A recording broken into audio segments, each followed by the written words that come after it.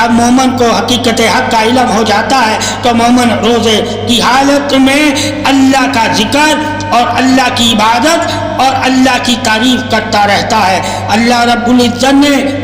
واحد اسی رمضان الکریم میں تمام موذ و شیاطین کو پابند سلاسل رکھا ہوا ہے اور انسان کی روح کو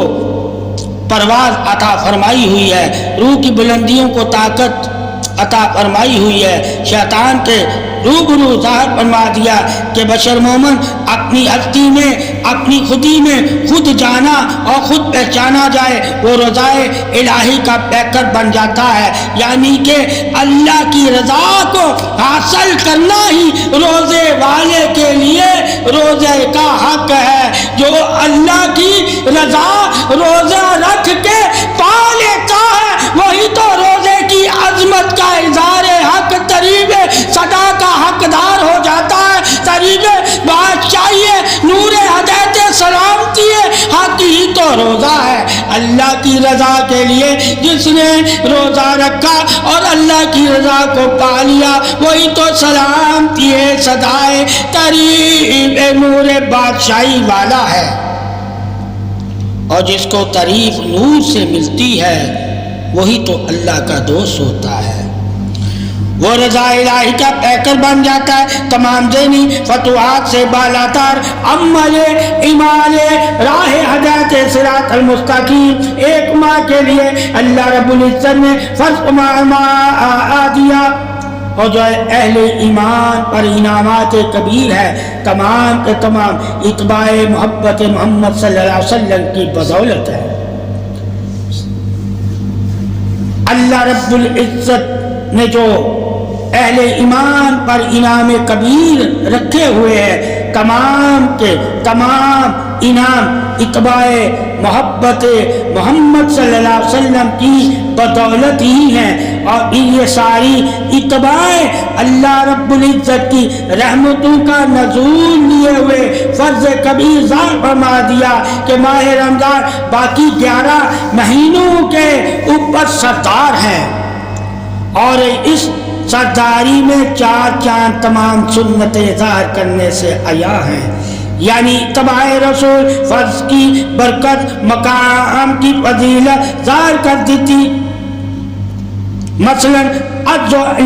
انصاری رات کے پچھلے پیر اللہ کی بارگاہ میں اپنے آپ کو پیش کر کے مناجات عبادت کرنا، پھر پورا دن نفسانی خواہشات سے اجتناب، فضول گفتگو سے پرہیز، جھوٹ غیبت چغلی حسد بغض کینہ پرہیز بخل لالچ اور ایسی جیسی تمام بیماریوں سے موذی امراض سے علالت اجتناب، اور اس کے برعکس روح کی طاقت کے ذریعے اپنے اندر سخاوت، عفو، درگزر، تحمل، صبر، سچائی، ایمانداری، اخوت، بردباری، توکل اور ایسی اور اس جیسی اخلاقیات کو پروان چڑھانا اور رضائے الہی کا اصول ہے، یعنی کہ اللہ کی رضا کا یہی تو اصول ہے، اور جس نے یہ اصول اپنائے ہوں گے وہی تو اللہ کی رضا کا حقدار ہوگا، اور جس نے یہ اصول اپنائے ہوں گے وہی تو اللہ کی رضا کا حقدار ہوگا، اور پھر اس کے نتیجے میں چونکہ روح اس مقام پر طاقتور ہوتی ہے اور نفس کو مغلوب کر لیتی ہے، نتیجتاً قلب سراپائی نور بن جاتا ہے جس کا عکس نفس پر پڑتا ہے۔ قلب ایک رخ نفس کی طرف ہوتا ہے اور ایک رخ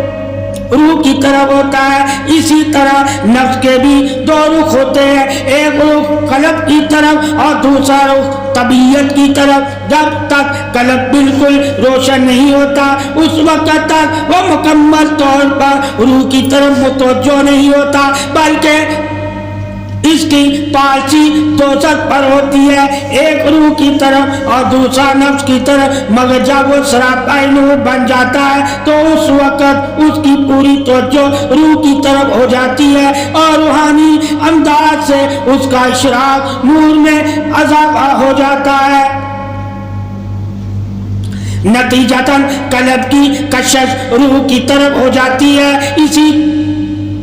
اسی قدر نفس کی کشش بھی قلب کی طرف بڑھ جاتی ہے، اور اس کشش کی بدل قلب کی توجہ اس کا وہ رخ نورانی بن جاتا ہے جو قلب کے قریب ہوتا ہے۔ اس کے نورانی ہونے کی نشانی یہ ہے کہ اس وقت نفس کو سکون اطمینان ہوتا ہے، یعنی کہ مومن سکون اطمینان میں ہی تو غالب نفس ہے، اور جس کا نفس سکون اطمینان حاصل کر لیتا ہے وہی تو نفس نور کو جانتا ہے۔ اے وہ نفس جس نے اطمینان حاصل کر لیا تو اپنے رب کی طرف واپس چل، اسی حالت میں کہ وہ تجھ سے راضی اور تو اس سے راضی۔ قلب کے قریبی روح کی نورانیت کو جاننے کے لیے قلب کے قریبی روح کے نورانیت ہونے کی مثال ایسی ہے جیسے صدف کا ایک رخ موتی کی طرف چمک سے روشن ہو جائے، مگر اس رخ کی وجہ سے جو طبیعت کے قریب ہے نفس پر کچھ نہ کچھ تاریکی چھائی رہتی ہے۔ جس طرح اس صدف کی ظاہری سطح پر اس کی اندرونی چمک کے برخلاف کچھ قدورت باقی رہتی ہے۔ جب نفس کا کوئی رخ نورانی ہوتا ہے تو وہ اخلاق کو بہتر بنانے اور صفات کو تبلیغ کرنے کی کوشش میں سرگرداں رہتا ہے، یعنی ایمان سلامتی ہی شان اخلاق ہے، اور روزے کی حالت میں انسان کا اخلاق سب سے اچھا ہونا چاہیے۔ روزہ انسان مومن کو اخلاق کے حسنہ کا درس دیتا ہے، اور جو روزے کی حالت میں اخلاق والا نہ ہو اس نے صرف روزے میں بھوک اور پیاس کو ہی دیکھا، انعام کرم فضل ربی کو نہ دیکھ پایا۔ یہی تو عبادت جس میں جان ہے کہ جس مومن نے اخلاق کو اپنا لیا وہی عظمت پاسائی والا ہے۔ اور صفات یعنی کہ اللہ کے ذکر سے اپنی خصلتوں کو بدلنا، اور اخلاق اپنا کر اللہ کے ذکر سے اپنی خصلتوں کو جو بدلنے کی کوشش کرتا ہے وہی تو مومن ایمان والا ہے۔ وجہ یہی ہوتی ہے کہ اس کا دل اس وقت اللہ رب العزت کی طرف راغب ہو جاتا ہے اور روحانی درجات کی ترقی کی طرف مائل ہو جاتا ہے، یہاں تک کہ وہ عرش کے مانند ہو جاتا ہے۔ جس طرح عرش اس عالم خلق حکمت کا قلب ہے، جس طرح عرش اس عالم خلق حکمت کا قلب ہے، اسی طرح قلب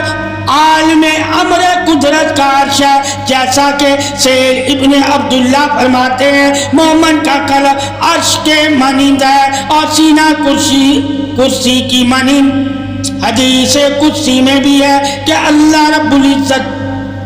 فرماتا ہے زمین آسمان مجھے اپنے اندر نہیں سما سکتے، لیکن مومن بندے کے دل میں میری گنجائش ہے۔ جب قلب ذکر ذات کے نور سے روشن ہو جاتا ہے، اور یہ اسی وقت ممکن ہے جب روح نفس اور قلب کو اپنے تابع کر لیتی ہے، اور پھر قرب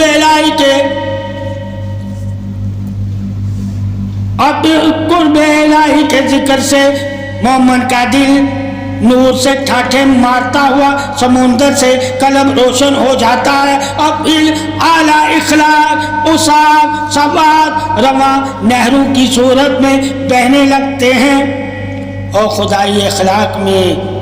راسخ ہو جاتے ہیں۔ پھر وہ اللہ کے صفاتی نام کے فیوز و برکات سے مستفید ہونا شروع ہو جاتا ہے،